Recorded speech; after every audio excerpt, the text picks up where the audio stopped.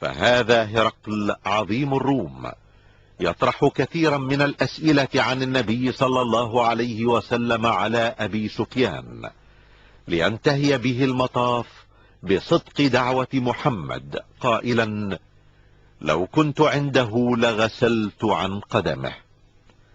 أما النجاشي ملك الحبشة فقد أخضل بكاه لحيته عندما سمع بعض ما جاء به محمد قائلا: إن هذا الكلام والذي جاء به عيسى ليخرجان من مشكاة واحدة. يقول المفكر الفرنسي لامارتين: محمد هو النبي الفيلسوف الخطيب المشرع المحارب قاهر الأهواء. وبالنظر لكل مقاييس العظمة البشرية أود أن أتساءل: هل هناك من هو أعظم من النبي محمد؟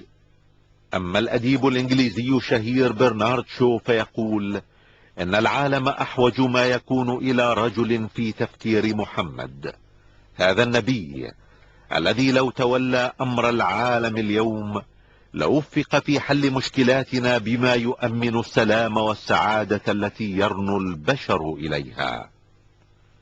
أما مايكل هارت فيقول إن اختياري محمدا ليكون الأول في أهم وأعظم رجال التاريخ قد يدهش القراء، لكنه الرجل الوحيد في التاريخ كله الذي نجح أعلى نجاح على المستويين الديني والدنيوي. الزعيم الهندي المهاتما غاندي الذي يقول: بعد انتهائي من قراءة الجزء الثاني من حياة الرسول محمد وجدت نفسي بحاجة للتعرف أكثر على حياته العظيمة. إنه يملك بلا منازع قلوب ملايين البشر. أما الكاتب الإنجليزي توماس كارلايل فيقول: إني لأحب محمدا لبراءة طبعه من الرياء والتصنع. إنه يخاطب بقوله الحر المبين قياصرة الروم وأكاسرة العجم، يرشدهم إلى ما يجب عليهم لهذه الحياة الدنيا والحياة الآخرة. أما الأديب البريطاني جورج ويلز فيرى في محمد صلى الله عليه وسلم أعظم من أقام دولة للعدل والتسامح. أما الباحث الإنجليزي لايتنر فيقول: إني لأجهر برجائي بمجيء اليوم الذي يحترم فيه النصارى المسيح عليه السلام احتراما عظيما باحترامهم محمدا. ولا ريب في أن المسيحي المعترف برسالة محمد صلى الله عليه وسلم وبالحق الذي جاء به هو المسيحي الصادق. ويرى الأديب الروسي الشهير تولستوي أن شريعة محمد ستسود العالم لانسجامها مع العقل والحكمة. ويقول المستشرق ميشون إن الإسلام الذي أمر بالجهاد قد تسامح مع أتباع الأديان الأخرى، وبفضل تعاليم محمد لم يمس عمر بن الخطاب المسيحيين بسوء حين فتح القدس. ويقول المؤرخ الفرنسي غوستاف لوبون إن محمدا هو أعظم رجال التاريخ. أما مؤلف موسوعة قصة الحضارة ويل ديورانت فيقول: إذا ما حكمنا على العظمة بما كان للعظيم من أثر في الناس قلنا إن محمدا هو أعظم عظماء التاريخ. وصدق الله العظيم إذ يقول: وإنك لعلى خلق عظيم.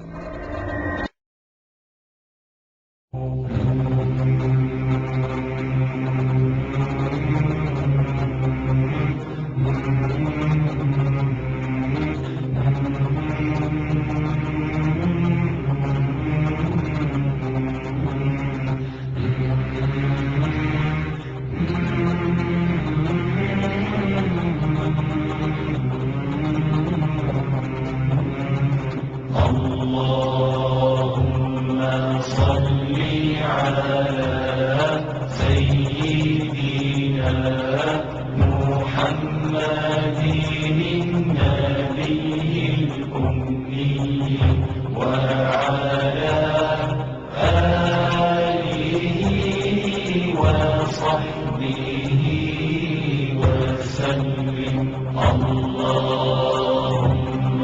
صل على سيدنا محمد النبي الأمي وعلى آله وصحبه وسلم.